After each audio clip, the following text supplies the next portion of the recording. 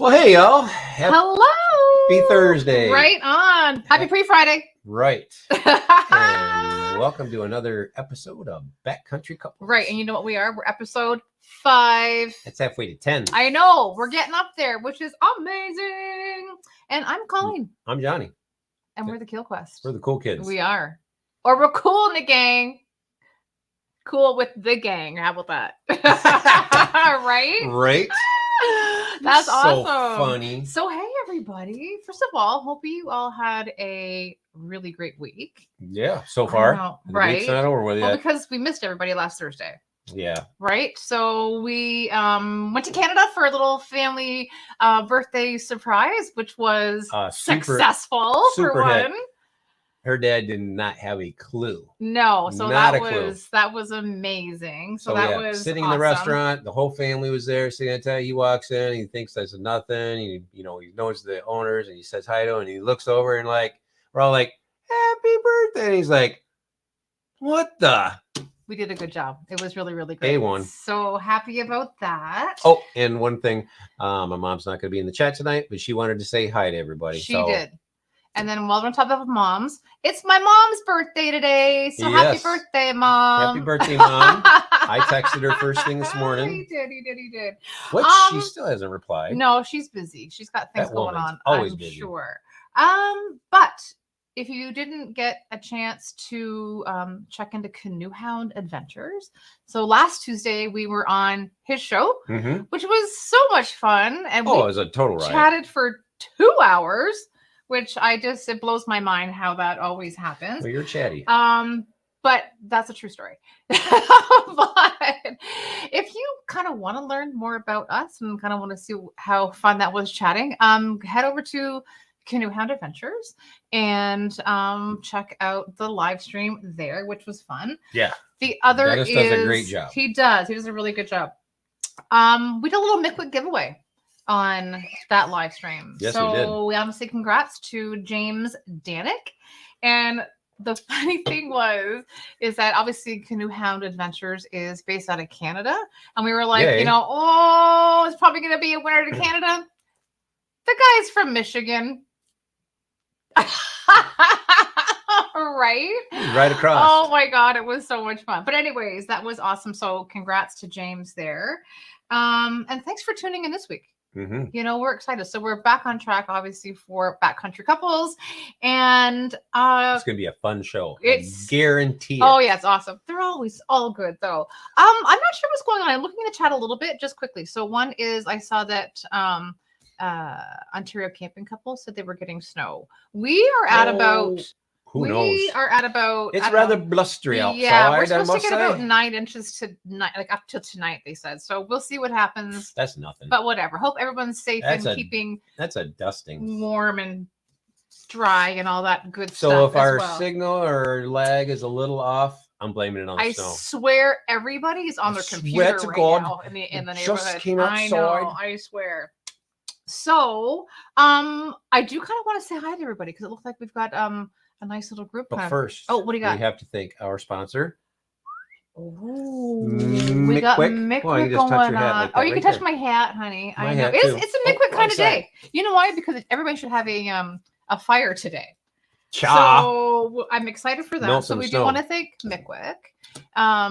A couple things with Mick. The proud sponsor of the Backcountry Couple Show. Yes, and we love Mick for the win. And every one of our guests that are on the show does get a little special Backcountry Couple Mick package. So you got 1, 2, 3 in this one. Yeah. It's a nice little thank you for sure. There's a sticker in there, which is amazing. Our Backcountry Couples also do get one of our little KK stickers, so we'll make sure you get one of those. Maybe a sticker swap in the future. We'll see about that. Right. And so, anyways, about Nick Wick, in case you don't know, or if you're first time here, rephrase that, strike that, reverse it. These little bad boys are of all natural products. These guys burn for 20 minutes. They do. And they're waterproof. They're lightweight. They're made here in the US of A. Out in the Pacific Northwest, which is that way. We totally love these guys. So normally John would put up on the screen that you can save 15%, right? Using our KK code.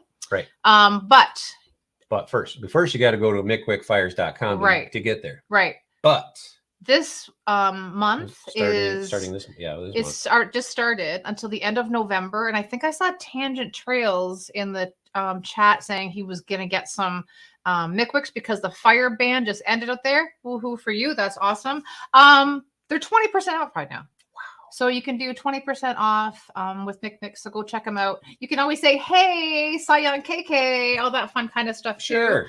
But if you're not sure what a Mickwick is and what they can do, honey, we should show the little video. Yes, we have a little intro video for y'all to enjoy. I love their videos. And here we go. You know.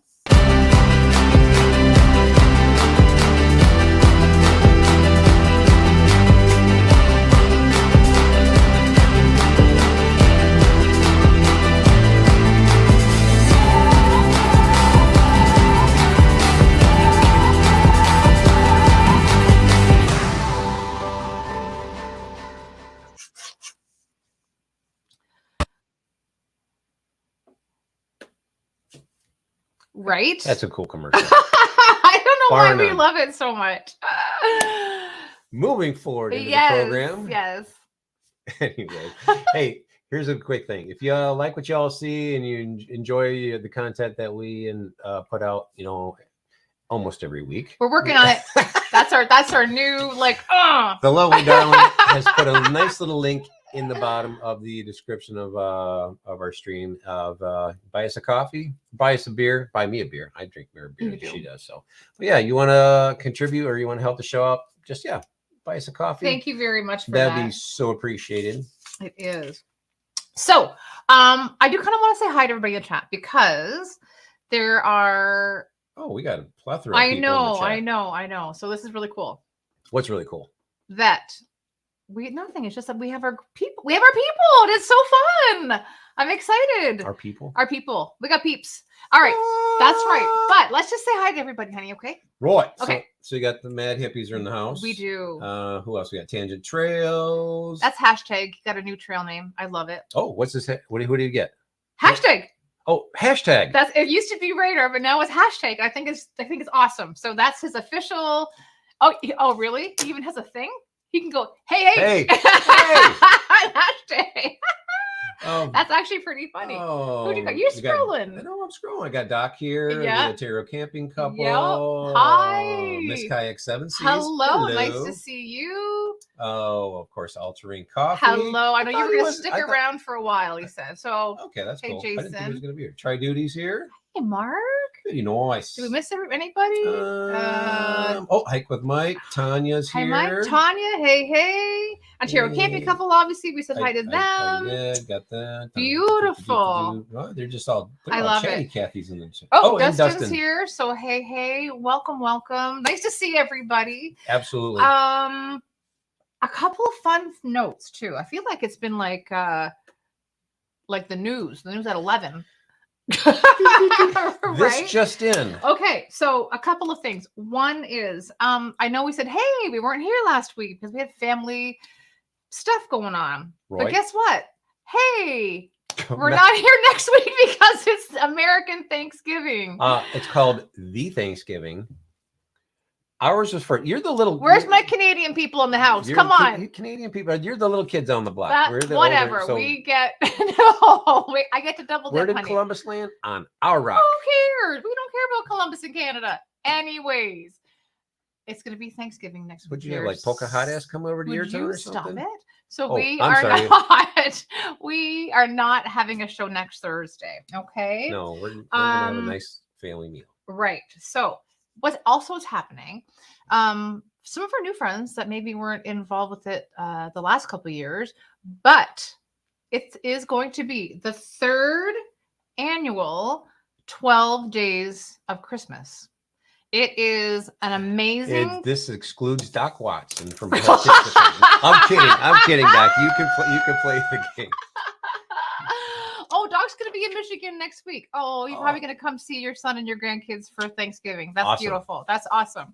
But you can still participate, even though Doc wins everything. He's like, LOL, I'm banned. That is so funny. Oh, Laura the Explorer's here. Hi, nice to see you, hun. Hello. Okay, so what we're doing is the third annual 12 Days of Christmas is there's 12 YouTube channels that are getting together. It all celebrates the 12 Days of Christmas, which starts after Christmas. So it's December 26th to January the 6th. Right. Each day, a specific channel will give an item away. It's highly supported by other companies. I can't really say anything about that yet. The details are not all final. We can't give you their spiel on that. Stay tuned to we got our some Instagram. New channels that are participating. I'm going to actually list everybody who we got here, but we got new channels who are hanging out. I've got, so December the 12th at noon, all 12 channels are going to drop their video and say what they're giving away and how to win it, which is kind of cool. So stay tuned. I know. I'm so excited. So who else is here? Oh, we got Following Walker's World. Hello. Salmon's here. And hi, Salmon. Hi, Devin. What do you got? So we got All Terrain. All Terrain. We got Rob Pelton. We got Andy Parrish Outdoors. Yep. Huck Outdoors. Yep. Everyday Backpacker. Right. Mr. John Kelly. In Our Element. Right. Miyagi and Trips. Sure. Lost Again with Jim. Yep. And Southern Hike. Yep. Backcountry Pilgrim. And us. That's right. So it's a fun giveaway. You can participate in everyone's giveaway. So you have an opportunity to win 12 things. You can win them all, which is kind of cool. We're excited for that. Would be a feat. I don't think anybody's ever won doubled up. I have not seen that, which is good. But which is good too. So there's lots to go around. So but yeah, so the details is like we're going. This is hot. Yeah, there you go. Walker's World just says it's a great group of folks. At 100% it is, which is I'm excited. Very, very excited for. The other thing is if you're a backcountry couple, or if you know a backcountry couple who likes backcountry couples, who wants to be on a backcountry couple show. That's right. Have them hit us up. Yes, please. The infamous keelquest@gmail.com. Is it infamous? It is. Okay. In my neck of the woods. That's right. I like that. Infamous it sounds fun. It has. It's got weight. Oh, hey. So yeah, the lovely darling. Oh my God, really? She's not feeling. I'm frozen. She's feeling chilled, but she's having a nice tea. I don't know why she's showing you this. Hey, this is her best friend. Got her this mug, and it's like handcrafted. It is. It's beautiful, and my favorite color. Thank you, T. Love you. Purple. And before we start the show. Talking about we have started it, but you know what I mean. Okay, how before we bring our guests on? Okay, so if you have a question for us or our guests, that's right, in capital letters. Yes, put the word question. Yes, in the chat. Yes, so I can see it because I have a secondary laptop going here.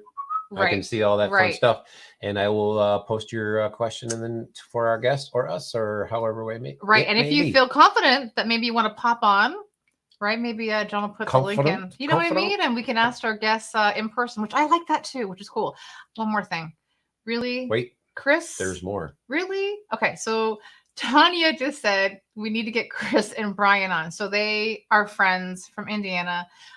They run the campfires and cat holes. Whoa, almost butchered that one. Live stream. And you don't need to wait, Chris. Come on down or come on up. Or whatever. We're up from them. Yeah, that's right. We'd love to have you guys come on chat. I think we'll make that happen. Like backcountry buddies or something or whatever. Maybe not backcountry buddies. I don't know. I love it. Sorry, I'm excited. Are you done? No. So to revert back to the backcountry couples thing, it doesn't have to be a intimate couple or anything. You could be a couple of buddies, couple of best friends. Could be, whatever. Yes. And as long as you're out there doing it together. If those two came on the show, I think I'd be laughing for an hour straight. It'd be ridiculous. I'm gonna need a case of beer. Oh, or we need to drink more beer. That might be it too. Anyways, without further ado. Yes, onward and upward. Yes, let's do that. So again, it's nice to be back. Obviously it's nice to visit family. Oh, wait for this segue. It is right on. So we were obviously back home, honey. We were in Canada. But guess what we're doing this week? Let's just keep the trail running. We're bringing Canada back, folks, this week. Oh, Canada. Oh my gosh. All right. Are you ready for this? Tonight's backcountry couple loves to escape civilization, any opportunity they get. This couple jumps at the chance to adventure outdoors, whether it's hiking, backpacking, backcountry camping, or canoeing in the breathtaking scenery of Northern Ontario. So welcome from Beauty of the Backcountry, Jay and Sheri. Hey, guys. Hey. Hi. Welcome. Thank you very much for having us. Absolutely. Jinx. What? You owe him a warm tea. Okay, so wait a minute, just quickly. When you say jinx, you say what? Jinx, you owe me a what? Beer, usually here. No, you don't. Well, Don't you say jinx, you owe me a Coke? No. As a kid, didn't you ever say that? No, even as a kid, I was drinking pretty heavily. You stop it. And what do you say? He says, jinx, you owe me a marshmallow. No, I don't say, oh, no, I never said owe me a mark. Okay, never. It's ridiculous. That is. Well, anyways, welcome. And we appreciate y'all coming on today. Oh my gosh, so excited, so pumped for sure. We're so happy to be here. We've watched a lot of your episodes, and we're just chuffed to be here. Thank you. Cool. Oh, thank you. We appreciate that. Well, welcome to the Backcountry Fun. Yeah. Well, we when the lovely lady here came across y'all and we was looking at your content and stuff, it's like, man, it's like you just click. Oh yeah, it was kind of ridiculous. But we always like to know a couple of things first, though. Like, how did you guys meet? How did you get together? I'll let Sheri handle that one. She's like, honestly, we work together. So we've worked together for 18 years, and we've been together as a couple for just around 7 years now. very nice. Wow, cool. So you get to work and play together. I like that. Yes. Yeah. Exactly. Do you do you work at the same facility, or do you actually literally work together in an apartment or something? We work together. Like, her office is about 5 feet from my office. Yeah. At the same, it's a small firm. It's an interior design firm here in Sault Ste. Right. Marie. But different. So how many paper wads keep throwing it back and forth across the hall? Enough to get me interested enough that we've been together for 7 years now. Is that what happened? No. I was like, paper airplanes, like sticky nose. Ooh, I like it. Right on. How you doing? Oh my God. Yeah. So we've known each other. We've been friends for almost 2 decades now. So. Yeah. Oh, that's awesome. So awesome. Very cool. Were you guys both outdoorsy growing up? I camped and always been a little bit of a tomboy, but never backcountry camped at all. Like, just mostly campgrounds with my parents and canoeing maybe with my cousins on lakes, but nothing extreme. Right. Okay. And I grew up in a rural part of, we're in Sault Ste. Marie, Ontario. And I grew up in a rural part north of the city. So my house was what most people would call camp. And so I'd go back. There's a mountain in behind the house that I grew up in. I'd just go in the back and just be for like a weekend. And actually more than one time, I don't know if my mom's going to watch this, but I would get back and the police were in my driveway. Oh yeah. Because I didn't tell her I was going to be gone maybe overnight. She just knew I went into the bush. And so I grew up in the backcountry. Sheri and I have a camp out in basically north of here that my grandfather built back in the 60s. And it's our little hut shack in the wilderness. There's nothing anywhere near it. So I grew up there. So yeah, I got backcountry in my bones. Isn't that great? I love it. That's so fun. It's funny how you say camp. So obviously you know that I grew up in London, Ontario. And everybody in London has cottages, right? But another fun fact is my dad bought some property up on Lower Island Lake. Okay. Right? So you know exactly where that is. So probably about 15 years of my life, we had a camp up on Lower Island Lake by the Sioux up there. So you would know that. We absolutely would know that. Before I was like, it's a cottage. Like, no, it's a camp. I'm like, what are you talking? You go like you, right? Sheri's like, no, you go camping. It's not a camp, it's a cottage. But that's what you people say up north. That's what That is like a dividing line. Like, I mean, there are accent differences, right, between Northern Ontario, Southern Ontario, Sure. slight, but the differentiation is you just ask people what they do in the summer, and they inevitably will say cottage or camp, and you know where they're from immediately. That's true. Right. That's actually good. Cottage, they're in Muskoka. Camp, they're in North Ontario. Basically, it's the dividing line is French River. I've decided. Right. Random. Oh, Okay. It's French River because people in Sudbury call it a camp as well.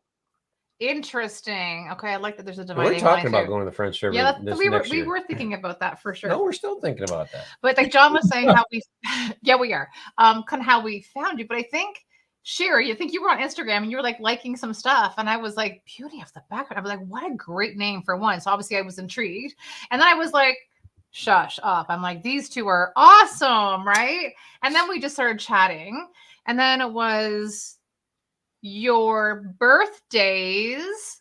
Mhm. So Sheri and John share the same birthday. Mhm. The same year. We just found out tonight. I'm just like, what? And then John's youngest and your oldest are with a day apart of each other. I'm just like, what? This is ridiculous. So absolutely love it. Right. Amazing. And I'm from London. And you're from London. Yeah. What high school did you go to? Laurier. Ah, okay. Very good. And you? You. Well, I went to Beck when it first opened up. So Surratt and Beck. And then I went to Central. Okay. Yep. Neither one of you were like, oh, I love that store. No, both of you were like, oh, okay. We're like, okay. Yep. They must have been What I rivals mean- or something. No. Well, All right. So where no, did we're right. Beauty of the Backcountry come from? Yes. Who came up with the name? I think it was mutual. Yeah, I think we came up with it together. Okay. Yes. Yeah, we're horribly indecisive at times. So we brainstormed and did a bunch of like, this sounds good. This is a little too long. This is too many corners, too wordy. And we figured Beauty of the Backcountry sounded nice, and it encompasses what we do, because we didn't want to pigeonhole it to canoeing or to hiking or anything like that, because we do all of that. So we just figure Beauty of the Backcountry, and she is the beauty of the backcountry. 100%. I know he's good. Oh, he's really good. And he smooth. said that a few times on camera. I'm like, oh, he's good. But you speak the truth, right? I'm not fibbing. Yes, Yeah. absolutely. So why'd you start a YouTube channel? That's a great question. Yeah. Well, so here's the deal. So we've been camping, like I said, I've always been camping my entire life, getting out into the bush. I'm a very social person. I use my hands a lot. Sorry. But I'm a very social person, and I love being around people, like big crowds of people. And I get off on that. But in order to do that, I need to, and I think the same with Sheri, we need to get away from people and get into the wilderness and just to feel the calm and the quiet. So we've always done that. And for the past 5 years, we've been doing it increasingly more and more. But then Sheri would periodically share her pictures and maybe some short videos on Facebook for friends and family. And like more and more friends and family kept asking us like, oh, like, where was that? I want to see more and all that stuff. So especially for our parents. And my parents are far from us, so they like to see the trips that we were doing. Mm-hmm. Yeah. So, and we watch a lot of camping videos. Right. So, but just a caveat to that, we are total nerds, P.S., but we really do we watch a lot of canoeing and summer camping videos in winter. So when it's dark, basically it's dark when we leave for work, and it's dark when we get home from work, and all the fun stuff. So in order to just sort of like chill, we have a little fireplace here. We just chill and watch some canoe camping videos or whatever. So we just thought, well, I guess we could do something like that. We didn't come into it with the intent of like being influencers or anything like that. Just we have small goals in that way, but we just wanted our friends and family to be able to see what we do. Right. And YouTube was the easiest way to do that. Agreed. It's accessible for everything. Yeah. So we jumped in with both feet, and now Sheri's like doing the marketing sort of stuff, like thinking about anyway. We're thinking about it, and it's super fun. Sure. Yeah, it's inspiring. It is inspiring. As long as you're having fun, what the heck? Right? That's the thing. Yeah, and I was going to say, show us what you just made.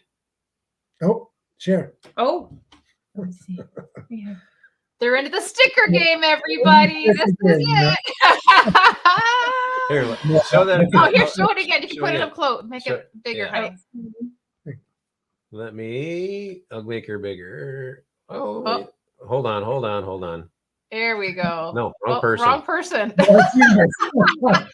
I love it. Yeah, that's see? Cool. That's really cool. Nice. Love it. Done. Yeah. I didn't. So these are our people are all, everybody has stickers on their beer vaults and their Nalgene bottles and everything else, right? Very cool. I love it. That's, yeah, I know, on our all that kind of stuff. Absolutely. We put on our car. Oh my gosh. Yeah, you see the Subaru. Jackie's like Jack. Well, we've seen Jack online. We'll see him soon in person. He's pretty plastered right now. We're crossing the border to see you guys. But let's talk some trips. I mean, you like you said, you guys, you paddle, right? You trek, you do backcountry camping. You're going to the hunting camp up north kind of stuff. I mean, one of the first, I think it was the first trip that you posted was the Ranger Lake Loop, right? Yeah. Ranger Lake Loop. How many days was that? That was eight days. We planned for 10, but it was 8 days. It was our longest trip to date, but it was the first one ever that we videoed. So apologies for the video quality, obviously, and the editing. It was so good. It was so good. Yeah. You want to talk about noobs? Well, that's a whole other subject. Yeah. But that was so we were, that one was inspired, as many of our canoe trips are, from Kevin Callan's book of Canadian or Lost Ontario canoe routes. And it's super close. Ranger Lake is about a 1 hour drive from about a 1 hour drive, hour and a half. It depends if you forget your hiking boots at home and you have to actually drive back again and go pick them up. That makes it a little bit checklist, Sheri. Where's your list? Yeah, noobs, right? So we decided that we would take a week off, and we just wanted to do this loop, and it's really rugged. It's quite remote. I mean, the only people that are up there are either backcountry canoe enthusiasts who've read Kevin's book, or fly-in fishing people, and none of them. There's nobody on the rivers. The river sections are like, because they're only rivers a couple of months out of the year, or a few weeks out of the year when the water's high. Mm-hmm. So we picked the highest water season, which was right after ice out, which was early to mid-May. Which is like the ice just leaves right around then, just in time to hopefully beat the mosquitoes, which we did for the most part as well. So our plan. We ended up actually moving our trip up a week because Jay had other commitments come up, which turned out nice because the water was high and there were no bugs. Yeah. So we got lucky. It made our upstream travel a little bit more arduous, but that's a word. No kidding. Wow. Yeah. That's crazy. Well, Dustin has a quick question. Oh, you have a question already? Yeah, Dustin. Anywhere in the world, bucket list trip. Ooh. So that could mean many things. No kidding. We're travel enthusiasts as it is. Okay, do backcountry first. Yeah, okay, backcountry first. For me, I'm gonna say like Northwest Territories. One of those mountain sort of rivers, like the Liard or up in the Yukon and such. Yeah, up the Yukon, Northwest Territories, and even into Alaska. There's some beautiful. I made the mistake of diving in to a book by, oh my gosh, I can't remember his name. Pierre Burton might have been, anyway, Canadian author. Pierre Burton probably, yeah. But the gold rush, the Yukon gold rush, and it was absolutely. I'm like, I have to hit the Yukon River. I have to go. I have to do the mountain passes. I have to portage like it's 18. Yeah, so that's mine. Sheri, there was a trip that we watched, and I think it's in the United States in a canyon area, and we were talking about doing that trip. I forget where it was though. Was it Explore the Backcountry? Was it one of theirs? Oh, you mean that was the Rio Grande, wasn't it? The Rio Grande, yeah. It might have been that one. It might have been. That looks pretty awesome for sure. Yeah. Okay, so what about a little fancy down south trip? Us Canadians love to get away. Come on. We do. We like to hit the Caribbean, the equatorial regions in the wintertime for sure. There you go. Yeah, I mean we travel sometimes periodically to like Cuba as we can, and Dominican Republic, and now that we're involved in a Latin group here in Sault Ste. Marie, so we've got tons of friends from Colombia and Mexico. So we've got a lot of trips planned when the budget allows. Right on. That's cool. Love it. Well, yeah, I love the Caribbean, so we're booked. We're ready. This winter, you're going? Oh yeah. And we'll be in January. Yeah, we're going the end of January. But we're not going to talk about that. We're good. Yeah, we just got back on it again. We're back into backcountry couples. We're already planning our vacation. You know what I mean? But your trip, right? I want to go back to the Ranger Lake Loop was how many kilometers was it? Because you guys, it was going to be a 10-day. You're putting it down to 8 days now. So what are you pushing for kilometers? It was 110 by my sort of like count. If you use Google Maps, you can actually like use the measure distance tool, and it'll take you pretty accurate. I think it's pretty accurate. Okay. 110 kilometers what we did. So so a lot of that being lake travel, but some of it being upriver, like upstream travel. So the distance for anybody who's watched the series, if you will watch the series, the distance from when we started day 3 to make our way upstream, I planned for at least 2 days of that. But we just slogged it and like kicked out and did it in a day and got to camp so late that we couldn't even film. It was too dark.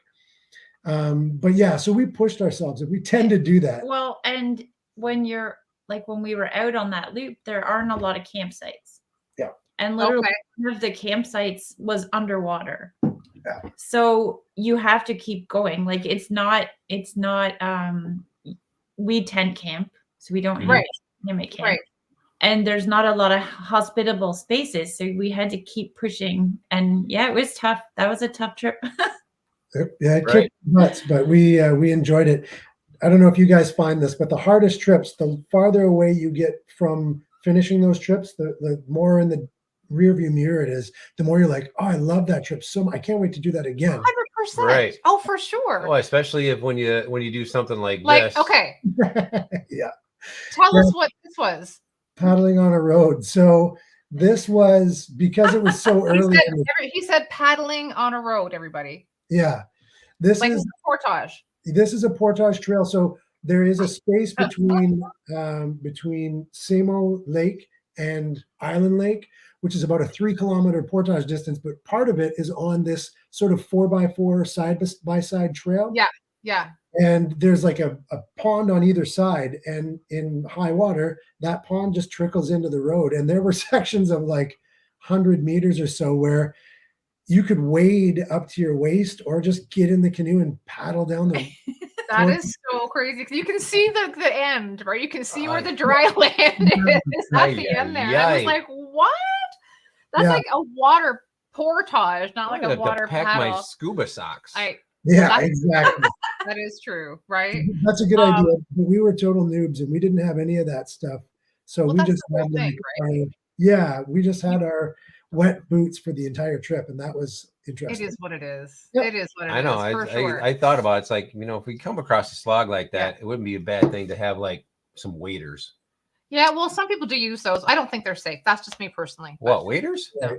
That's just me. If you let water get in through, you're speaking like a brick, for sure. Yeah. Is this the book that you used?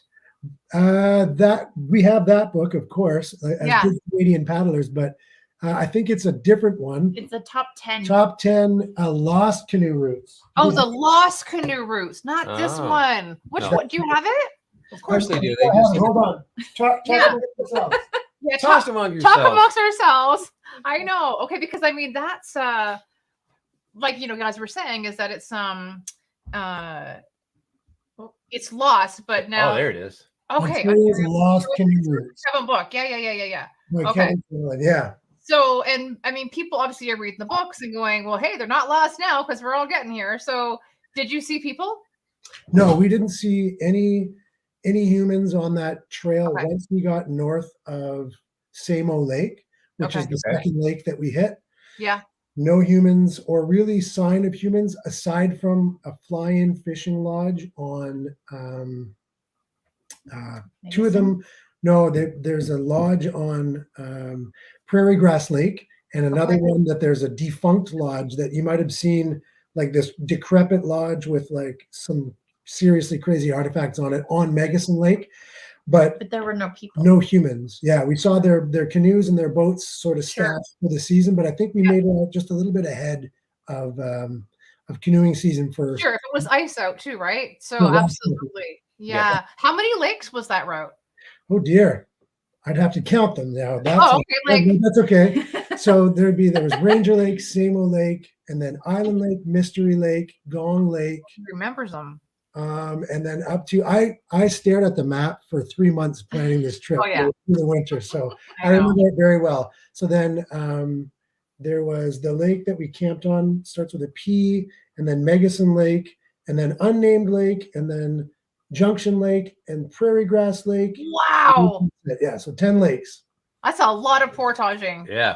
Yeah, we didn't count them, but I think there was somewhere between like 30 to 35 portages. Easily, there would have to. Well, there's at least 30 or 20. So, you know what I mean?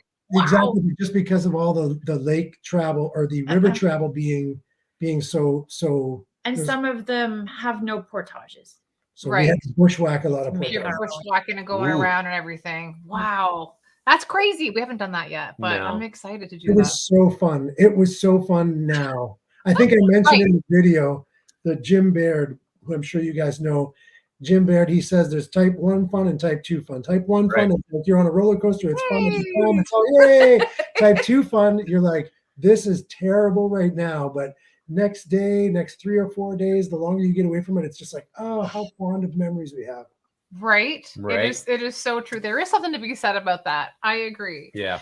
Another trip that you guys did was the Superior Coastal Trail. Yeah. And that's kind of on our list. Well, kinda. Well, it is on our list. Yes. It is on our list. So that is on the list. I kind of want to know more about that. Yeah, so we did that in 3 sections, or like in 3 stages this year, because it's about 55 or 60 kilometers long. Kilometers. Oh, 65 kilometers long. I believe. Yeah. And that actually came about because we have friends that want to camp with us. Okay. So we did the first section in July. We did the Warp Bay section up to Nana Bijou's chair, like up to the north end, and then back down. And that was, I think, a 3-day trip.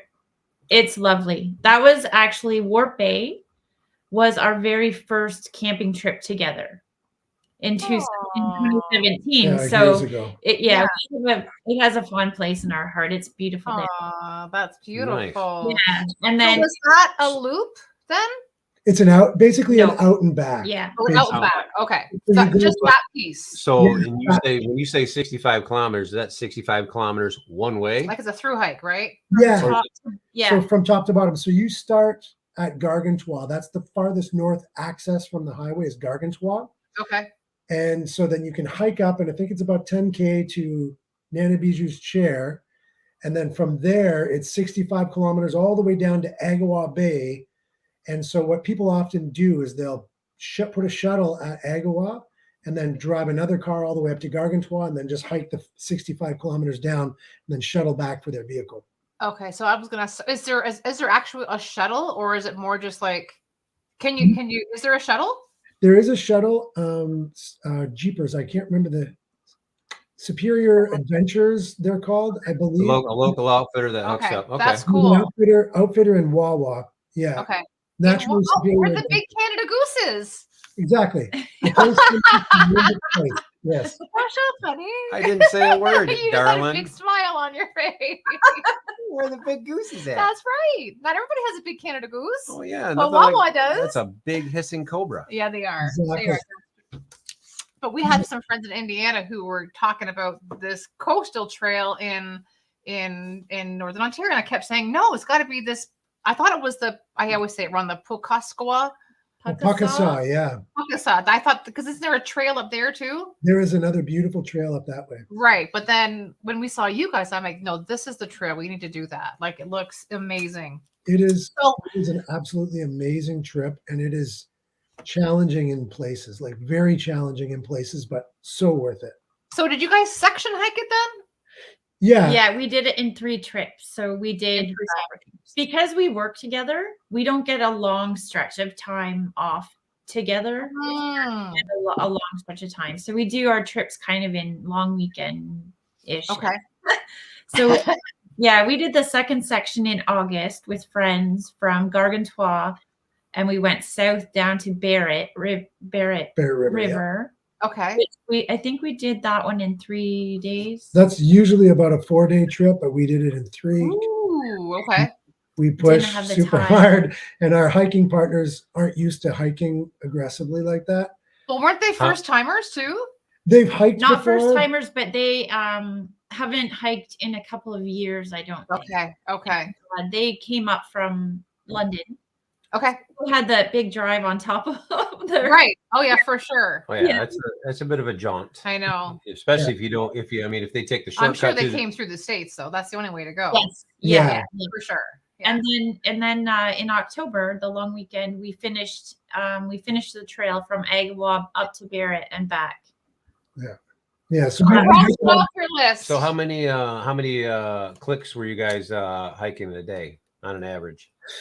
It depends, because some sections you can just chew up the kilometers when they're relatively easier hikes, but and especially if it's wet, like if there's high wind and the waves are crashing, you have to literally, like in our last video, I think it was, you can see Sheri having to time her crossing. The waves are coming in, but we would easily do, on a decent day, you could do 15 kilometers. I would say we did like 15 or to 25. We did 25 one day. Wow, that's pushing it.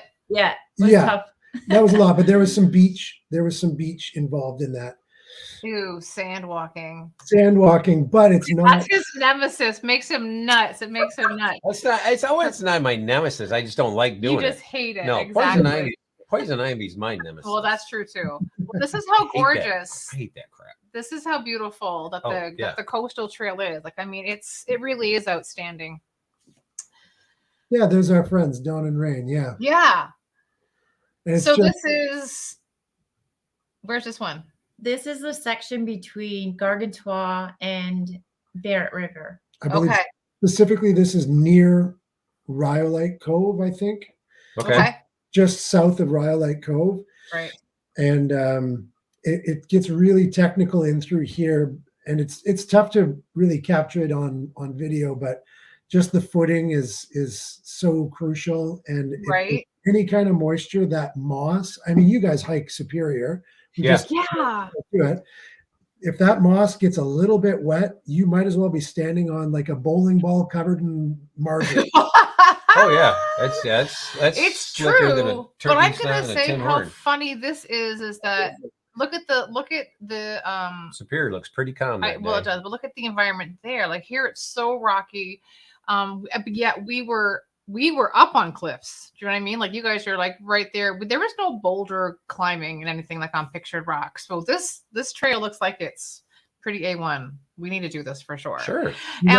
It's beautiful. You'll love it. And you guys camp pretty light, right? You hike pretty light, a lot lighter. We do. So, yeah, we Colleen's is like around 25, 26 pounds. I was 23 last one. It was pretty light. Yeah, for sure. Mine's like 29 pounds. That's without water. Yeah, for sure. But you guys must filter your water a lot. Yes, we do. Mm-hmm. Yeah. We do. Yeah, we do. But it's also is it the park or is it the trail a dark sky preserve? Yeah, the whole park is. The whole park, the Lake Superior Provincial Park is a dark Yeah. sky preserve. Yeah, that's right. Yeah. There's no structures on it that have overnight lights and stuff. Right, like that. right. Yeah, Okay. it's a good sized park too. So That's awesome. I So how love it. heavy are your packs? well, it depends, Johnny. It was a little giggle over there. Well, it depends. So Depends on how many luxury items y'all bring. this is it. It depends what those luxury items are. If those luxury items are bags of wine, then the packs get pretty heavy. Yeah. It's a But sacrifice. clearly that's an essential. Are you kidding me? Come on. Camp juice. That's is camp juice. I feel like my pack is about 65 pounds. Yeah, it's between 60 and my 65 pounds. And she doesn't carry the wine. That's just gear. Oh my gosh. What do you have? Like a kitchen sink in there? I know. Okay. We don't. I don't know how we're trying. We're like, when we first started camping, we had like big sleeping bags and big everything. Now we have like smaller like pads and smaller sleeping bags. We're still trying to get smaller. Yeah, we're working toward it, but it does, like mine, the last one was about 75 pounds was my pack, and we didn't, that was before wine or anything like that. We didn't bring wine. We've stopped bringing wine on our backpacking trips. It's so heavy. Yeah. So I can't even fathom 75 pounds. Ooh. Oh my God. And that's what we're climbing over those rocks on. And exactly. We like to do hard things. We find it brings our character up. I don't know. We're trying to get but we'd like lighter. To do we don't have extra. Like we don't pack anything extra. Right. We pack some extra clothes. We disagree at times on what's extra. What type of backpacks do you guys use? McKinley backpacks. McKinley. They're just McKinley backpacks. We got them from Atmosphere. Okay. Yeah, I think they're just a mid-range. They're mid-range. Yeah. We got them on sale, if that tells you anything. Perfect. Sure. That's perfect. They're probably those are probably 10 pounds of them by themselves. That's how you get started, you know. When going from where we progress from, kind of like you guys, from a wagon. Well, that is true. This is true. From a wagon to we got Gregory packs, and then going to ultralight. It was like going from our Gregory packs to the ultralights. It's like I could not believe it was an astronomical weight difference. Because I kept saying to John, I want to love backpacking. Like I want to love it, right? Because I just like it, right? And then that's when we said, okay, that's how we do it. And then, well, you watched the show last week with Canoe Hound, but it was like it's such a crossover to, backcountry canoe camping because it's quicker, easier, faster. You're ready to go, and so. But no, when you're canoeing and stuff like that, you're bringing everything. Well, you can. We have dry bags when we're we have canoeing. We have different. Yeah. But when I coastal trail, I actually had my dry pack with me because it's bigger. Yeah. Her dry. Colleen has a mech bag. I have a Cabela's, and they're both 150 liters. Oh wow. Jeez, that big black one that I have is 110 liters, and that sucker, like, if Sheri decided to kill me in my sleep, she could stuff me in that thing. She's dragging your butt out of there. Oh heck no! Way too heavy. Right? We've come to accept basic needs, but the backcountry provides the rest. I like that. Yes, that is so true. Thanks, Miller. Right on. Tell us about the Bark Lake Loop. That was kind of your most recent canoe trip you guys were on, right? Most recent canoe trip, yeah. So that's another of Kevin's. Okay. Canoe route. So out of here. In the book, Uncle Kevin. Yeah, exactly. Uncle Kevin. Not like go by Uncle Kevin. I know. He doesn't like it, but we like it. That's right. Yeah. But so that's another one of those loops that's relatively close for us to drive to. It's also nice and remote. It's remote when the fly-in fishing lodges are non-operational. Okay. And so it was super, super remote. We didn't see any human beings on that trip at all. Yeah, it was the end of September, so the lodges were closed. Ooh, I like it. Yeah. I just got goosebumps. That's so cool. Well, I mean, that area, the colors were probably barely just getting They started. were just getting started. We didn't get much for like our drone caught a little bit of the trees, and it's just like the birch trees and the aspens are just starting to open up, but there's no reds or anything from the maples just yet. Right. But yeah, we both had a pretty bad cold on that trip. Yeah, we suffered through that one. That was another one, 4-day trip. We did it in 3 days because the weather was so hit and miss that we kind of jumped out of that one early. Like on the last day, we just paddled to the car. We're like, we're so close to the car. It's not raining on us yet, so let's just get to the car. We're back for it. Right. Yeah. That was kind of some crazy portages too. Like that's just like wild. Yeah, there was one that we did an extra probably circles. kilometer or so that it's not signed. Like the portages aren't specifically signed for like a canoe trip. Yeah. So it's mostly like logging tape that you'll see, or snow machine is more what you see. So yeah, we followed the tags up a hill for a half a kilometer, and just until I was like, there's no way there's another lake on the other side of this. I put everything down and I walked around and found the way back to the lake. Okay, good. I found the portage trail. Well, it turns out I actually walked us back to the same darn lake we just got off of, just another portage trail leading off of it. So that was a bit of a demoralizing thing. But as like the Blair Witch Project, I just, it's one of those things. But so do you bring? Because you go in a circle. You go in a circle. I know. But do you bring trail tape, or are you going to bring trail tape with you maybe next time? Exactly. The issue there though was there were too much trail tape. So trail tape. We followed trail tape everywhere. Yeah, it's still a lost canoe route.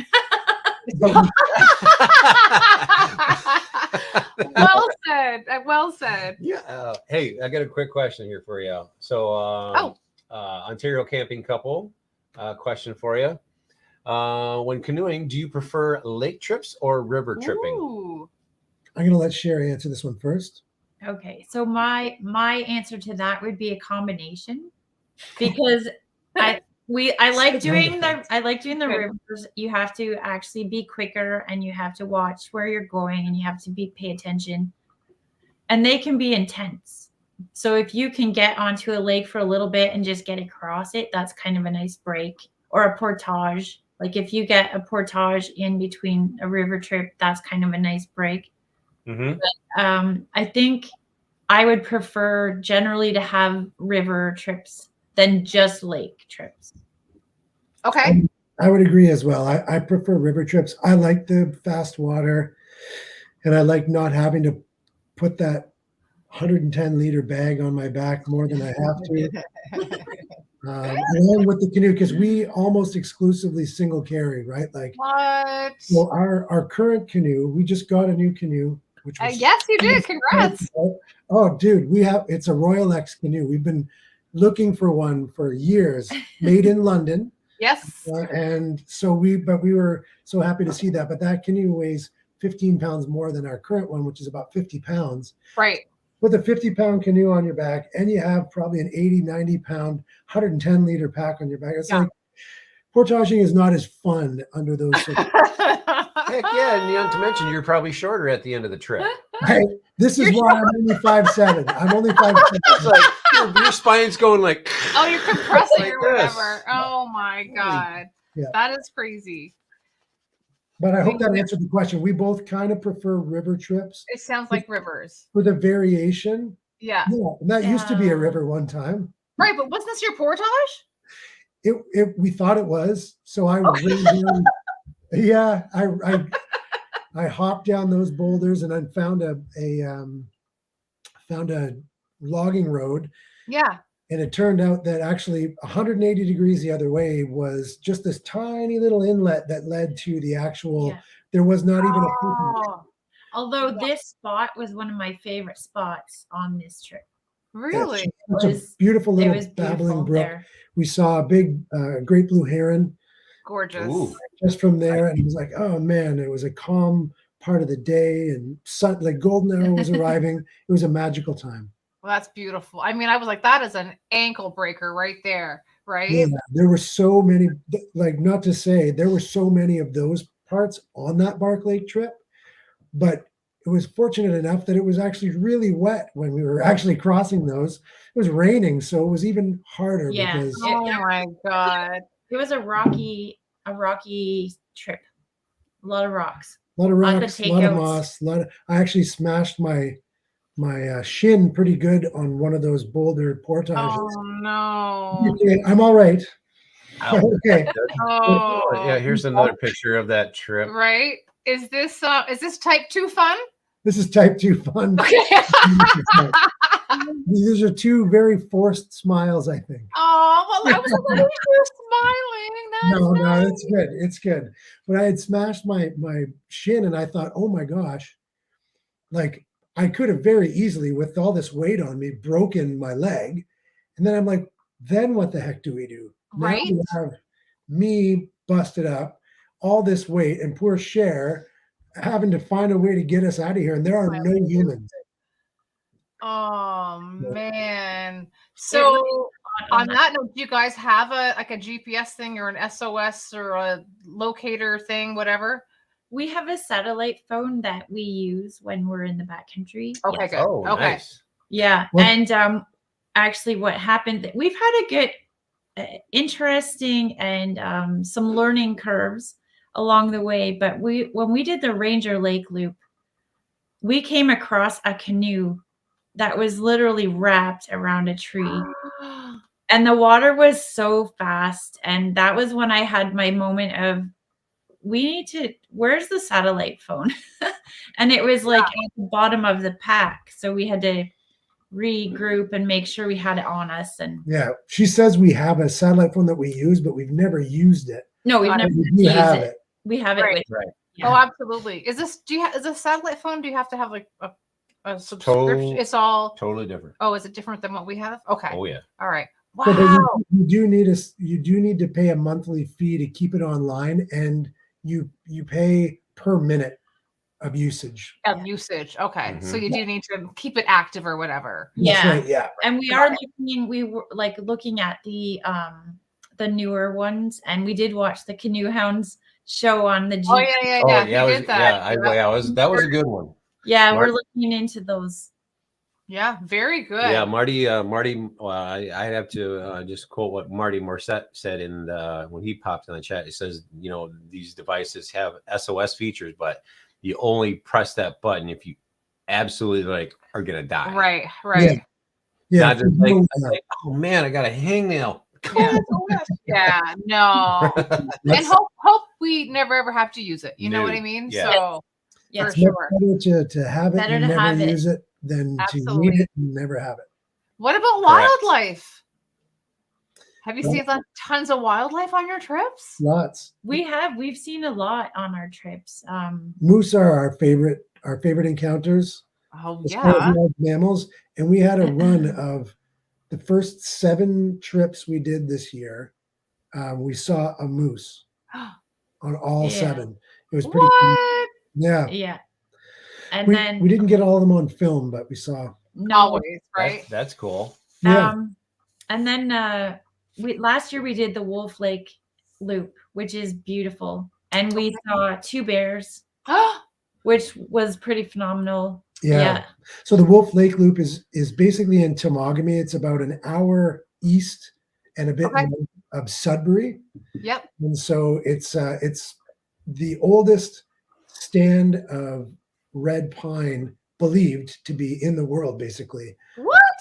Yeah. The largest. I didn't know that. Okay. Old growth pine stand, red pine stand in the world is located not too far from here. And it is absolutely a magical trek. In basically the very south of Temagami. And we actually ran into Ted and Heather Baird just on that trip, on a portage. We chose that's so funny. And they decided not to portage, and we blew right past them. And and then we see a lot of ducks, a lot of mergansers. Yes, I love them. They're so funny looking. Oh man, when they get on their hind legs, they're so fast. Like they're running across the top of the water. Absolutely. Yeah. And lots of beavers and otters. Yeah. And oh, yeah. So we actually, our very first camping trip as a couple, we had an unfortunate encounter with wildlife that ate right into our food bag. So we were not sure what it was. But we set again, this was another one of those things. We got to camp late because we overestimated our ability and underestimated the distance. Yeah. And we set our food bag on the picnic table because this is at Warp Bay. It's just relatively easy. And we went out to the beach to just decompress for a second. We weren't gone 10 minutes, and our food bag was on the ground. It had holes in it, teeth marks all through it. What? It wasn't anything big, so that'll learn you. Yeah. It was Carl. Oh yeah, it's the ones over here going, oh my god, look how cute I am. There's like 10 of them over here, just like going crazy, right? Smart move, right?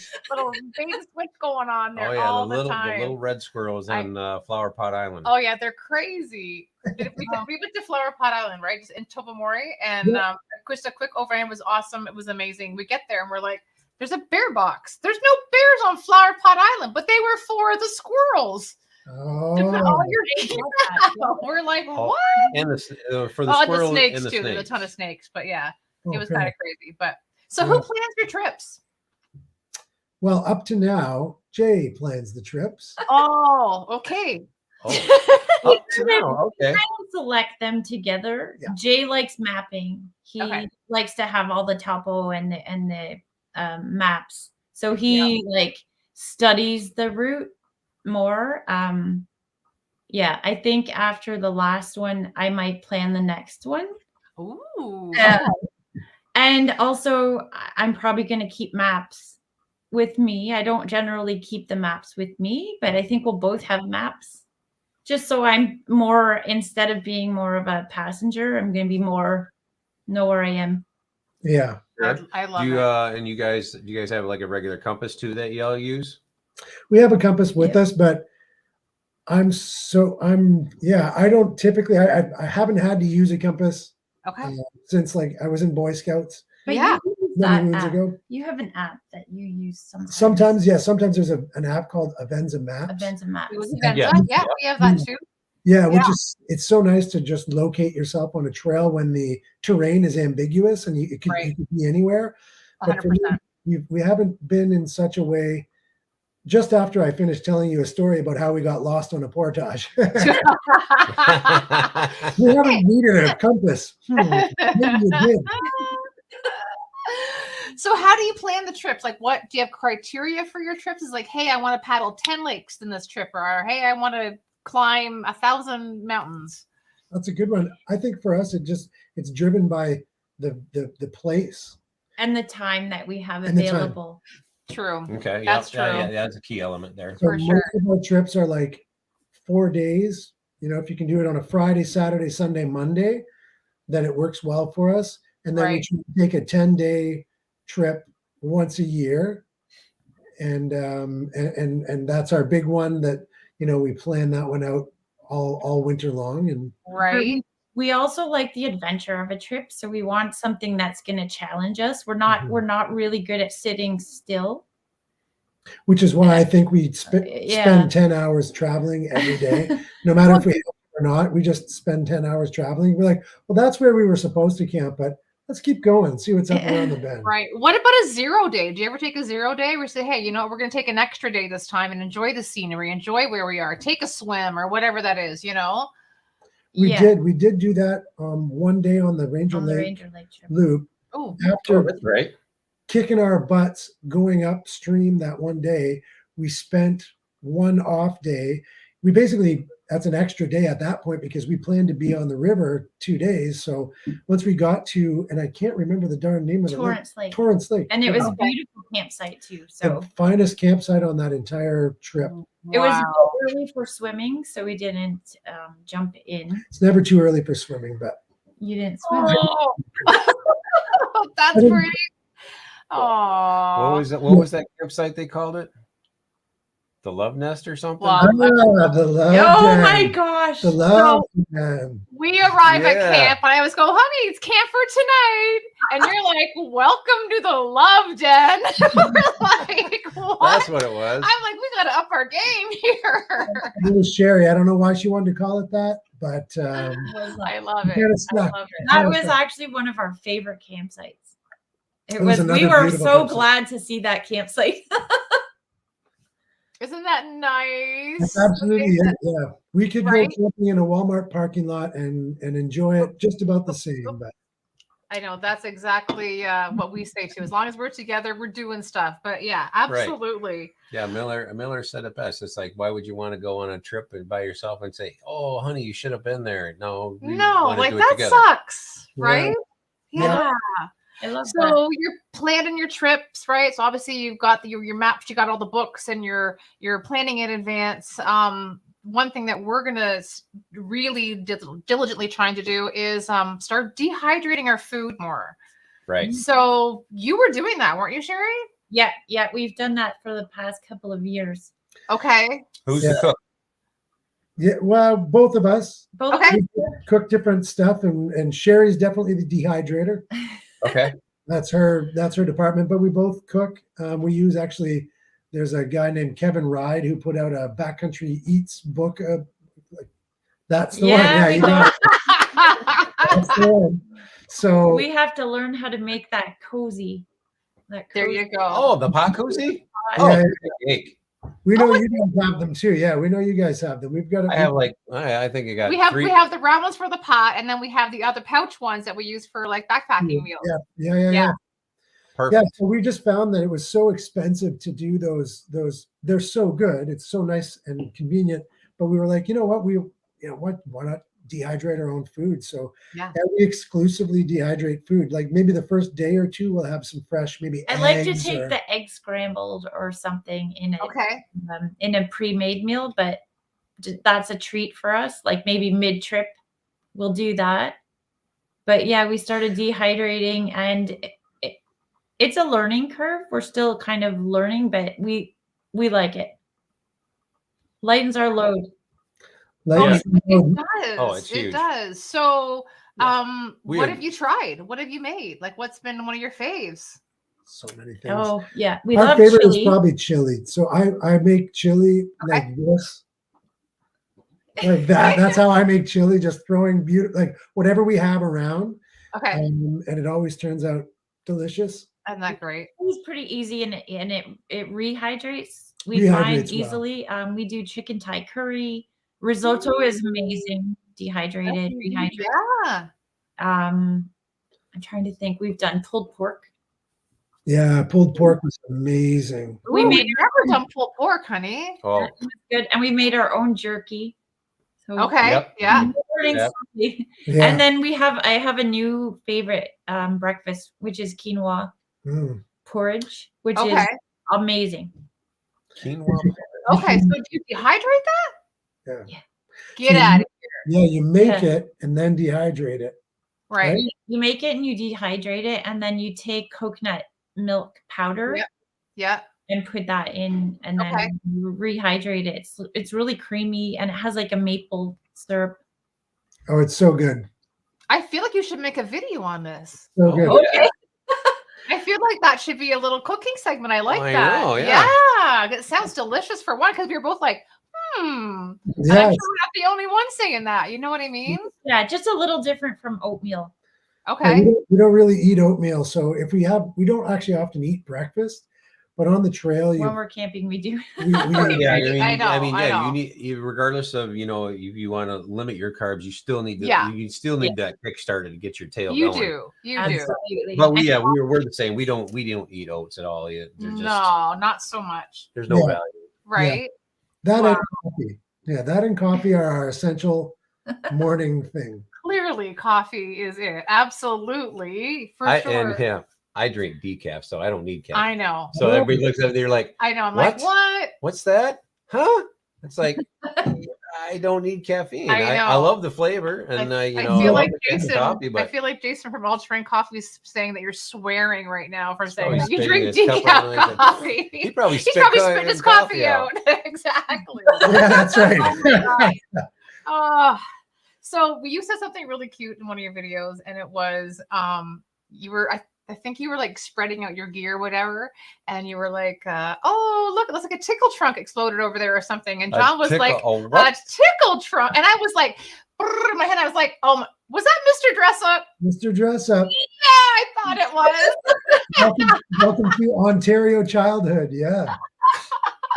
If you know, you know. Oh, if you know, you know. Yeah. Oh my God! But I thought that was so funny. I mean, your references are killing me. Decaf is sad brown water. Oh no! You are getting razzed. Yeah. Oh you might have. All right. Funny. Hey, I have broad shoulders. I can take it. There you go. Oh, Dave's here. Hi, Dave from Backcountry Tripper. Welcome. So you got a new to you canoe. A new to you canoe. Don't say that. Say toy boat. I'm not saying toy boat. Get out of here. So that's exciting. We're super excited. Yeah. No kidding. We can't wait. So Sheri and I, like I said, we try to avoid whitewater just because our canoe, the style of canoe that it is, it's not a whitewater boat. It's not really a fast water boat. Yeah, we have a Swift Kevlar. Right. It's not the Swift Kevlar that makes it not that. It's the style of boat. It's a really low. It's low. Low gunnels, no walker at all. So you got the. What do you got? What is it? Is it the Kuwaitan? It's not the Kuwaitan. It's the Algonquin. So it's even more shallow than the Kuwaitan. Like the Kuwaitan is like a mixture of the Algonquin and the Prospector. It is. It's a mix. Yeah. And this one's even shallower. So like if you go that over, was basically built for speed. Yeah, and tracking straight on flat. Okay. Yeah. Okay. Yeah. And it's we've accidentally taken it down some whitewater, and we've gotten pretty wet, and we've had some fun times doing that. But so we've been looking for.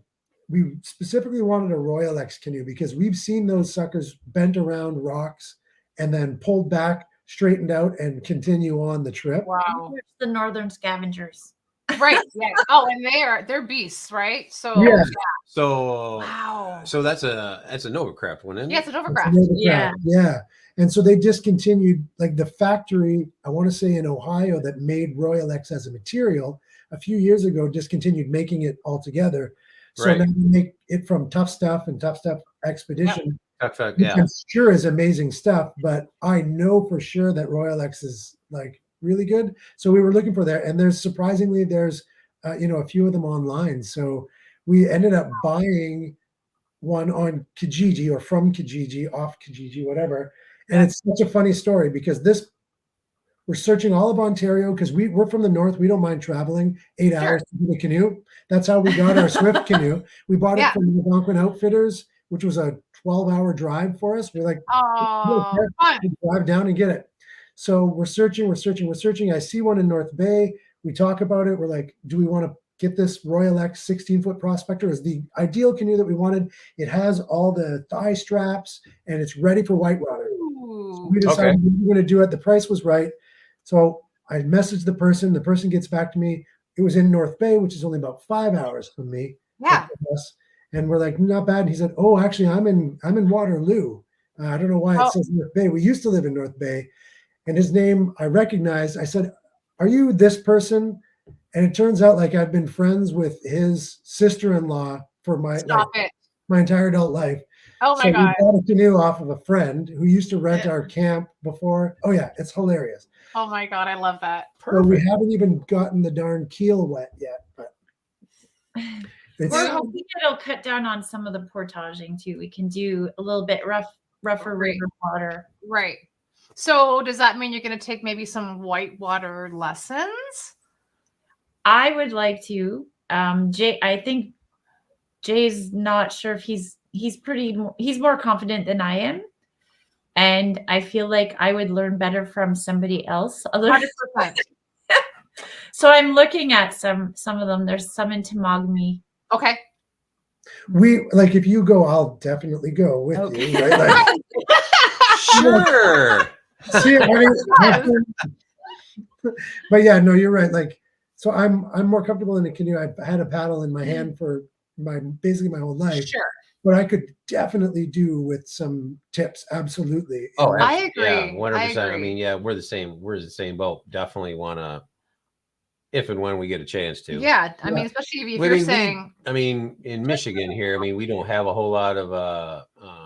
I mean, we have some slight class. We got class 1, slight class 2, but there is class 4 up in on the Sturgeon. Right. There is. That's true, but we're not ready for that. Come on. Oh yeah, class 4 is a whole other beast. No, especially like, when she goes through whitewater, she's like this. Ah! I either grab the gunnels, which is you never do that, or I have my paddle like this, and he's like, paddle. I'm like, I'm doing my best. No, you aren't. Yes, I am. If we had videoed our first few canoe trips down whitewater, we didn't video anything back then, but you would have seen a very similar. One of us was doing something very similar to that. I'm sure. Yeah. One of us. Oh. We're learning. I'm learning as we go. Yeah, and it's nice to learn while you do it, but I think it's important to learn those basic skills the right way as opposed to. I agree. Oh, totally. Yeah. I mean, that goes hand in hand with just being safe in the outdoors. Do you know what I mean? So, what about like you're doing the YouTube thing? So now you've got maybe a camera, a GoPro, a tripod, maybe a drone. Do you know what I mean? So now you've got some extra stuff. What are you guys using? Yeah, well, they have a drone. We do have a drone. Yeah, we have a Mavic Mini 2. Okay. The DJI Mavic Mini 2. It's kind of that industry standard, and it's nice. The reason, and we just picked that up this summer. Okay. The reason for that is it's 249 grams, which might not make sense to our American friends, but it's like, oh yeah, it totally does. Okay, so 250 grams in Ontario is the cutoff where you have to register it as a registered aircraft. Yep. So DJI, it might be similar in the States as well. Oh yeah, mine's registered. Okay, yeah. Because I have bigger batteries. Oh, so there you go, which would be nice, right? Because we get 20 minutes of airtime at the most on a calm day. Oh, so it's the weight. Yes. You go over, you hit 250 grams. You have, that has to be a registered. So I see. So now it's not, okay. So you don't have to take classes or anything or have a registration or anything like that. Got it. A license. Yeah. That's what I meant to say. Okay. Not unless you start making money. Yeah, exactly. Which don't worry, we're not. Right?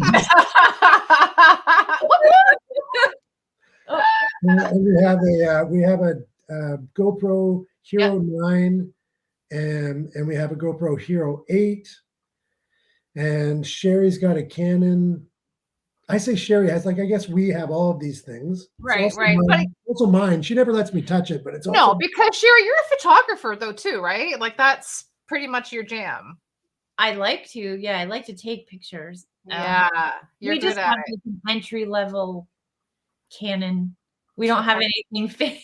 Yeah, DSLR, nothing super. It has a high zoom for wildlife, but we don't have lenses and all of that. Right. So are you taking a tripod in the backcountry with you too? Yep. Oh, we do on some trips. Some trips I've just not. I've left it. Okay. But yeah, we like the tripod for like if you have to zoom in or if you're trying to get a still shot of nighttime or. Mm-hmm. I'm trying to learn the night shots and the time. Ooh, okay. Yeah. Well, if you're by that dark sky preserve, I feel like that's like the place to go, right? Oh yeah.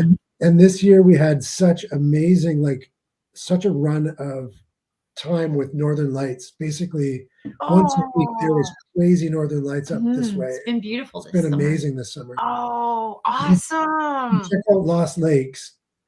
Every trip he goes on, he's just got these amazing displays, and we've had similar displays. We just don't know how to capture them, so we just look at them and enjoy them. Right. Well, you have the GoPro, and all you do is just set up a quick time, put it on a little tripod, and then just hit the time, set it to time lapse, and let it go.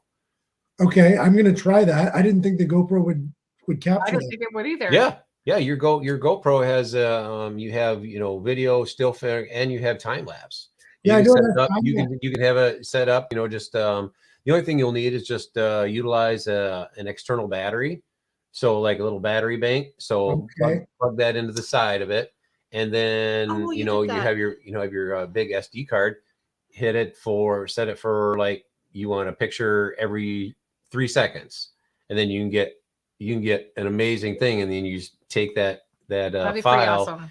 bring it into like what do I use? I use Photoshop Lightroom, and then you just bring that imagery in, and you can if you want to mess with the colors and stuff like that.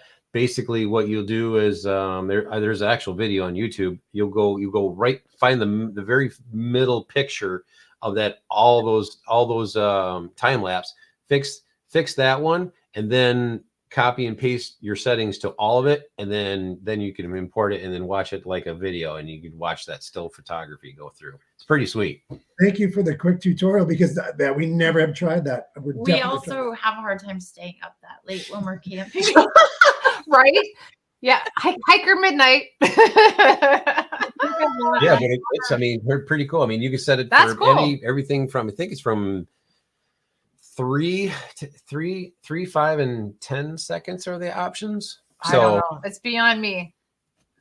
You're the marketing side.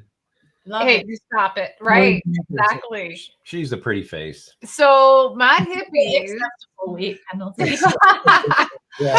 Well, they are killer photographers. So you should check out these guys too. Like these two are amazing. Miller and Debbie. They're amazing. Anybody have any questions for these two? I mean, I have a few more. There was one you question. did have a question. I think you had starred. Dustin I have lots. Had one way back here. John's Hold on one second. Starring them up here. Oh, it was something about how far bucket back? list trips. We did the bucket list one, honey. No, Go back. He had another one. Oh, I missed it. Oh my gosh. I think sorry guys. We had the Ontario camping question. You what? So my favorite color is blue. If we're getting to those. Oh, mine's purple. Mine's blue. His is blue. That's so funny. Oh, I thought we had right. Go and go blue. Oh, there you go. Go blue. What's your color, Sheri? Yellow. I'm not sure. You don't have a favorite color? It's all good. It's all good. Since anyone's asked her what her favorite color is, nobody even cares if these new shoes can go fast anymore. Why does nobody? Right on. No. You guys are funny. That's all right. Oh, here we go. All train coffee. Question: what method do you use to making coffee in the backcountry? This is I figured I would see an astute question like this from this astute question. Yeah. Well said. So we use a couple of different methods at home, but we're really lazy in the backcountry. Sure. The only place instant coffee tastes good is in the backcountry. So we're instant coffee drinkers in the backcountry. Yeah, we're a little bit embarrassed to tell Jason that, but I know. I Right? do it. We do it. We do it too. We use Starbucks, so we're kind of fancy pants, but you know what I mean? But that's about it. I'm not so fancy. Mine's Folgers. Starbucks instant coffee. Yeah, our friend Zane just told us about Starbucks you have Pike to get it. instant coffee is the bee's it's knees. delicious. Mm-hmm. It's so good. It's really good. That's my thing too. Even if you want to talk about equipment, like kind of what Alternate's saying is, you guys were using a BioLite stove. When we saw that, we were like, what? We haven't seen that forever. Oh yeah, is it an old thing? We bought it a long time ago. Yeah. I think when we first started getting into camping, I was just researching equipment, and it's like, wow, the thing charges your phone while it's having a fire, and yeah, we've never charged our phone on it ever. We love that stove. But the stove is great. It burns really well because of it circulates air through. Yeah. I think it's got it's double chambered or something like that. So it reburns the smoke or something like that. Yep. And it works so beautifully. There's hardly any ash at the end. It burns so nicely. Okay. And we never have to charge it up. It's got a little probe, like a heat probe. We did buy a stove that runs on petroleum. what's that one called? But we haven't used it. We bought it in case because if it's really wet camping. Oh, Mhm. the trans. Can't get dry. Like I carry sticks. I carry coffee sticks. But we have another little stove that's petroleum based that burns, but we have never used it. It's just like an alcohol stove. Yeah. Like, okay. Yeah. Got you. Okay. Yeah, Huh. we've never even used it before. We used it to try it to make sure it would work and boil Right. water. And it Okay. does.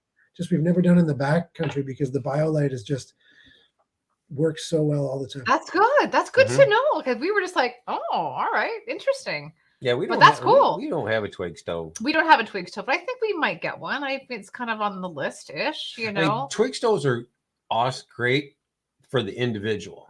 But I mean, you want to have a big stove because if you're gonna have a bigger pot and stuff like that for you're only trying to cook for 2 people. But maybe having a bigger fire than or whatever. So I'll try and want to know what instant coffee you guys are using. Starbucks. No, they're not using No, Starbucks. we want to. Though. They want Oh, I thought you did. No. Oh, my bad. I misheard. That's okay. Our friend Zane told us about the Starbucks coffee that we are going to try the next time. But yeah, Nescafe Gold. Nescafe. Nescafe. Yeah, got it. We're pretty basic, you know. Oh, no way. That's a little upscale from Folgers. I'm just saying. There's different levels of basic. Right on. So what is your next trip? Ooh. It's winter camping season coming up. What's going on? Do you guys winter camp? Well, we winter camp at our camp. Yes. Okay. Which is the coziest place in the entire universe in the middle of the winter. But so because I had talked to Cher about it, we had brought it up a while ago. I was like, maybe we should get a prospector tent and start looking at doing some winter camping. And she was like, no, thanks. That was like a nose wrinkler there. What? No. No, thanks. So that's a whole other level of work. That is true. Yes. That is true. Yeah. We have the off-grid camp in the middle. Yeah. And it's it's about a 3 kilometer or more snowshoe, mostly uphill, to get to it. And it's a lot of work, and we have to stock the wood stove and stuff. So it's like prospector tent camping, but we just don't have to set up the prospector tent, and it holds the heat. Yeah, it's perfect. You get to use your snowshoes, which you already said you had snowshoes to us earlier, which is amazing. Cool. What kind of snowshoes do you have? Oh, jeepers! I don't know. I don't know. Folgers snowshoes. I panicked. I don't know. I'm not sure. I don't know. I'm not sure. We bought them from a local outfitter store here. Okay. And, they keep us up on top of the snow, so they're working for us. Never thought that's right cool. There's we do a lot of day trips in the winter also. Yeah, right.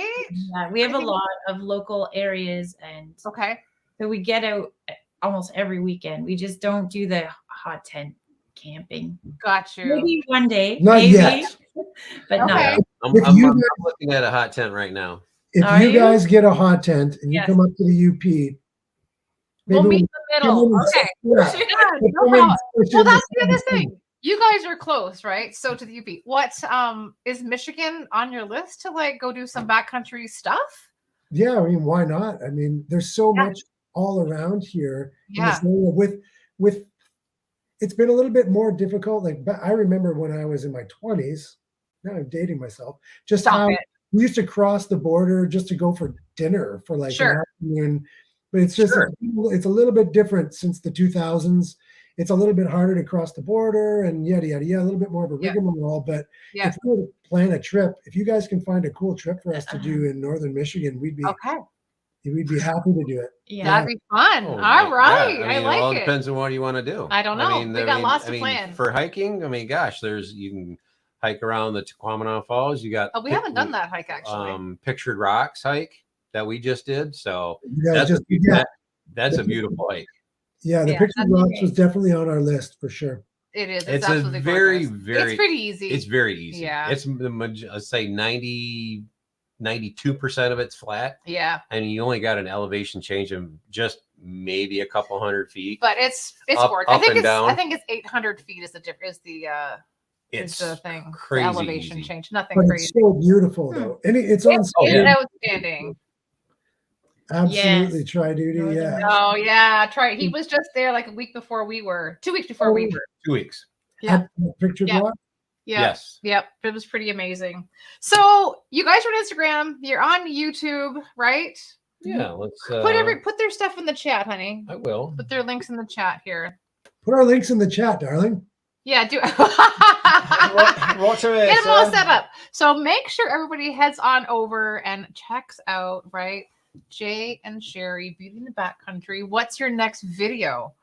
Oh, I know. It's going to be the quinoa breakfast video. That's a great idea. This is a great idea. Yeah, there's that. I'm going camping this weekend, but I'm not going to film because Cher's not coming. I'm going with a friend of mine. I'm going to go on the north shore of Lake Huron and do a little bit of a canoe trip overnight and probably swimming. This weekend? This weekend coming, yeah. No, you're not. He said he's going swimming. You are not going swimming this weekend in Lake Huron.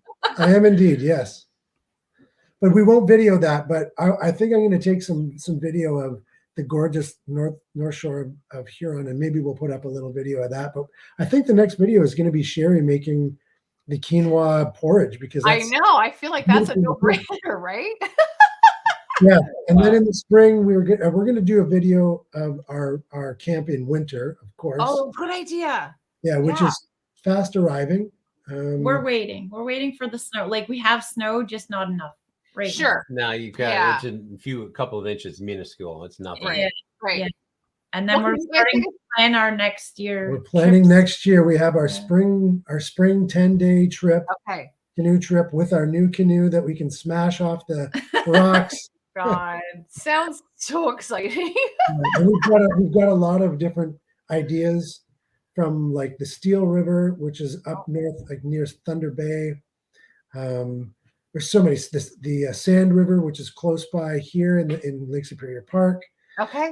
Oh yeah, lots of different ideas. I love it. So people can look forward to that. I am just gonna have Dick is just popped in the chat. He was a little bit late today. He just has a question. He's like, "What canoes do you guys paddle?" Oh, I was just answering him. Oh, you're just gonna answer him? Go ahead. Well, I just put it up there so he can. So what are you paddling and what are you gonna paddle? How about that? Good one. So our existing canoe, which is a flat water canoe, is a Swift Algonquin 16-foot. It's a Kevlar canoe, and it's served us very, very well. And we love it. We love it. It's nice and light for portaging, and it too has bounced off its share of rocks by accident. But yeah, it's great. We've had it for a couple of years, and we just bought a 16-foot Novacraft, that classic oxblood red Novacraft Royal X. Yeah, it is 16-foot Prospector that we're so stoked to have. And when I lifted it on and off the car, I didn't feel that extra 10 pounds. Now it could have been my excitement. Nice. I didn't feel that extra 10 pounds. That excitement of adrenaline. It was adrenaline for sure. But we also have a believe it or not, a 10.5-foot aluminum canoe at the camp. Oh, that's fun. My fun. grandfather's that I inherited along with the camp. I inherited that this cute little 10-foot canoe that is an absolute nightmare to paddle solo, but it gets you from A to B. That's awesome. That's really cool. Oh, that's perfect. I think we just have to kind of end the show on this right here. No, not Jason. quite. He says that sounds like a Canadian thing. We can't go to camp because there's not enough snow. Yeah. Oh my God! Stop it. Definitely Canadian. So, of the trips that you've taken so far, what have you feel is your favorite? Oh. I would say my favorite trip is the Wolf Lake loop that we did last summer. I'm gonna look into that. Not on YouTube, but no, we didn't. Yeah. We didn't film, right. We just started filming in May of this year, so limited amount of time. Yeah. But I would say for me, it was the Ranger Lake loop for sure. Okay. Cool. Nice. I did put your Instagram and your Instagram, YouTube links in the chat. So awesome. Everybody in the chat, go check them out. Yes, most definitely. These are a little couple to watch for sure. But not only are you like fun doing stuff in the backcountry, Jay, You have quite a distinguished music career as well. Well, that would be a relative thing. It's maybe not as distinguished as I'd like it to be, but I am a musician. Yeah. Yeah. So, but you do all your own music for your videos as well? That's correct. amazing. I score all the videos pretty much individually. I just sort of play them through. I mean, I edit the videos too, so it's like I know what it is like, and I know the flow of it. So I'll just sit down in the studio I have downstairs and work out different instrumental things. That's cool. Do it, yeah. That's awesome. What instrument do you play? I play a lot of different instruments. So on my most recent album, I play all of the instruments actually. So, but primarily I play guitar and sing. Okay. Okay. Very cool. I also play upright bass in a band that tours around a fair bit. Oh, that's cool. Oh, cool. I like that. Yeah, regular Brian Setzer kind of thing. There man. you go. Kind of, yeah. It's sort of a bluegrass thing, and then I play banjo and mandolin and play the drums and stuff like that. And we can find you at J Case Music, right? Oh yes, yeah. So www.jcasemusic.com. Okay, that's really amazing. That's awesome. Do you feel like you want to share a little something with us, maybe? I could share. Yeah, I could share. I don't know if people will be bored, but I could share a song off of my latest album. I would love that. Although someone just said, I think what Dick just said, oh no, banjos and canoes. Yeah, it's nothing like that. It's nothing like that. Right. For the hill. So J-Case. Yeah, that's him. Yep. Yeah. All right, I'll put that in the chat too. For everybody to chat. So I'll play you a song. Thank you. That is about a feeling. It's called January Cold, and it's not literal about January, but it's like a feeling about it. I wrote it about my beautiful hometown.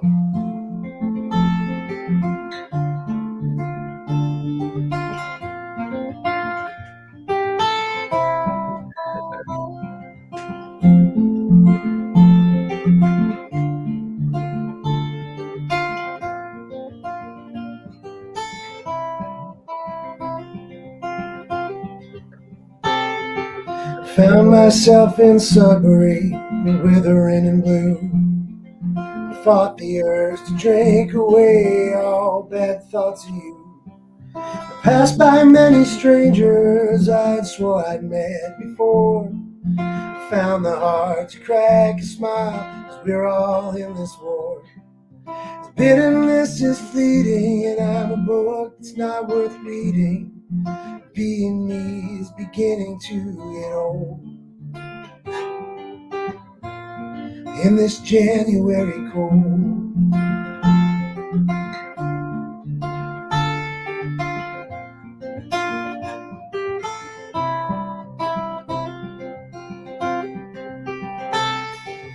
As I made my way around this gray town late at night, no path or destination lit in pale fluorescent light.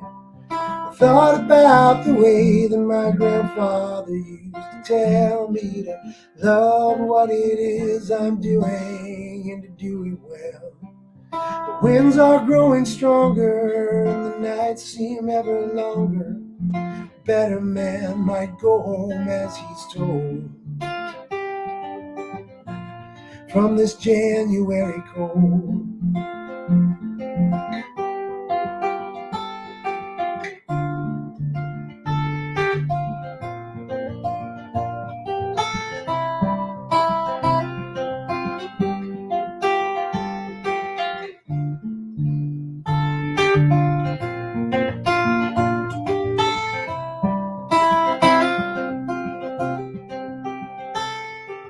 Cover up our faces and we're hastening our paces. The warmest hearts are worth their weight in gold. In this January cold, it's hard to find meaning in a book that's not worth reading. Being me is beginning to get old. In this January cold. In this January cold.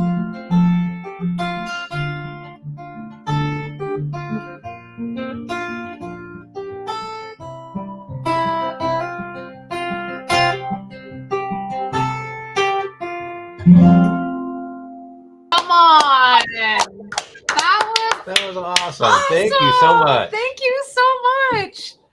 Wow, that was so fun. And so Sheri, that was beautiful. Thank you. So Try Duty, I don't know where Try Duty went here. Where do you go up here? He is he's a musician too, so he's like awesome. So Mad Hippies, we put up what Mad Hippies put. Oh, what Mad Hippies? Right here, that one up here. This one. Which one? Right there. Hit. Which one? This right. Mad Hippies. Oh my God. This is Ontario camping couple. Go up. Mad Hippies. Sorry. This one. It's all right. They can read too. Yes. Mention Cool Kids for 10% off YouTube. And then Ontario camping, right? They're like, oh my gosh. Hey, there you go. Yeah, all right. I love it. That's why we love this community. It's like totally the best, right? So, Thanks. Yeah, 100%. Thank you so much for sharing that for one, and sharing you guys with us and all of our friends, right? So, absolutely fun. There you go. We're so happy and so honored to share the time with you guys. You guys are a real special team, and the community that you guys are. You're gonna make me blush. Aww. Yeah. We just love what you guys are doing, just bringing people together, and it's really, really cool. Thank you. We love to do it, and it's the the connection that we have with everybody. I mean, we've actually met up with a few people, which is awesome. Yeah. But we always feel like after we have our little chats, like how much we know each other. Like, it's just incredible. So thank you very much for hanging out with us tonight and ending on that beautiful song and a note. You are awesome. A gem. It was gorgeous. And everybody make sure you go check out Jay and Sheri, Beauty of the Backcountry. On YouTube, Instagram, and Facebook. That is right. And like I said, all the links are in the chat. Yes. And even Jay's music page. Oh, you put that in there? Oh, good. Beautiful. Awesome. So you guys stick around. Everybody. You are so welcome. Thank you so much glad for being to on have the the opportunity. It's been awesome. It has been fantastic. As always. Oh, right on. Exactly. Right on. Yeah. All right, y'all. Stay tuned. I'm going to drop you down in the basement. Yep. Don't go anywhere. No. We're going to do a little outro here with our lovely fans and guests here. So I love it. All right. All right. Thanks again, you two. There we go. That was cool. We just upped the ante there. Oh, yeah. The checklist is going to be like, so do you play a musical instrument? I'm kidding. It's not. Well, maybe. No, I'm just kidding. No. But that was amazing. It was fun. And just nice to meet another backcountry couple who love to get out and create memories together. And totally. I mean, that's what it's all about. And I feel like we just fed off each other and learned some new tips and tricks and got to share some stuff. And it's fun. Yeah, so, no one wants to go in the backcountry. Oh, hey, what do you want to do in the back? Oh, let's just fight over something. No. Never said anyone. No, exactly. So we love again, an awesome show tonight. Everyone's reflecting that in the chat, which is great. Thank you so much for hanging out with us this evening. You guys are all awesome. I know. We appreciate all of you. It's really good. And we appreciate and the chat was like lively tonight. Yeah, fun stuff for sure. And we appreciate that everybody shares it out every week too. Like that's really nice. You know what I mean? Yeah. So it's just nice to get the community a little bit bigger and feel all warm and fuzzy. It's just sweet, right? But on that note, it's turkey dinner next Thursday. No show, okay? Yep. Oh yeah, CC and Jay saying who's next week? No show next week. Yep. No show next week. Sorry, but it's Thanksgiving. That's right. Thanksgiving. Well, we're back in action. Yeah. So December the 1st, I think, is our next one after that. 1st, 4th. So stay tuned for that for December 1st. Keep an eye. We're going to start doing our little snippets for the 12 days of Christmas, which we want everybody to be involved in that and, get on board and check out all those channels that are going to be participating in that. It's just a fun thing. And, of the outdoor, I can't say it's hiking community. No, everyone's does outdoor, different things. The outdoor community. Yes, absolutely. No, it really is. And we also obviously want to thank Mickwick once again. And actually, we're kind of sporting the Mickwick today, which is I got the retro on. I got the nice, cool blue. But we love you. I got the gray lid. Mickwick is awesome. Don't forget 20% off. Yes, till the end of November. Till the end of November. And if you they're nuts. So yeah, and that's good for all the products. So it is. I was going to say the that. Nickwick fire starters, yes, the swag, and I believe for his coffee too. Yes, which is amazing. Yeah, it is. So there's lightly smoked, medium blend. Which I think. Well, I don't think I know. All Terrain Coffee and Camping has a video. If you go to All Terrain Coffee's YouTube channel, he did a review on the coffee. Yeah, he did a good job. Check it out. Awesome. Well, thanks again, everybody, for hanging out this Thursday with us. Fun show, fun chat. And awesome chat. It was absolutely. All right. Well, everybody have a great 2 weeks. Don't eat too much turkey. Go. Or maybe eat a lot of turkey. I don't know. Oh, and hey, here's a little fun thing for all those people. For all you want to. What's your fun thing, honey? A fun tip for anybody who has Thanksgiving dinner and you have leftovers. You want to say, oh, I got turkey and you got gravy, and it's like, but you don't want to eat again. You're dehydrating it. No, that was a good question. That's a good guess. But if you got a waffle maker, this is what you do. Oh yeah. So you take your leftover stuffing, Delicious. You put it in the waffle maker, you sandwich that down, you get it all nice and toasty, crispy. You put that on the bottom, then you put your layer of cranberry at the bottom of that. Oh. Throw your turkey on top of that, little gravy in the middle, mashed potatoes, gravy on top. Boom! Oh yeah, sounds delicious. It's honey. the bomb.com. There you I go. tell you what, if you got a waffle maker, you got to try it. All right, y'all. Fancy stuff. Thank you all so much again for joining us on this episode of Backcountry Couples. Yeah, you got it. Episode. It was. I think it's been a slow start for the season, but it's all good. We're ready to go. So thanks again. Have a beautiful week, and thanks for hanging out with the cool kids. Cool in the gang. Yeah, well, that's right. All right, y'all. All right, have cheers, an excellent guys. weekend. Be blessed, and we'll see y'all on the next question. Absolutely. Peace out, Cub Scouts.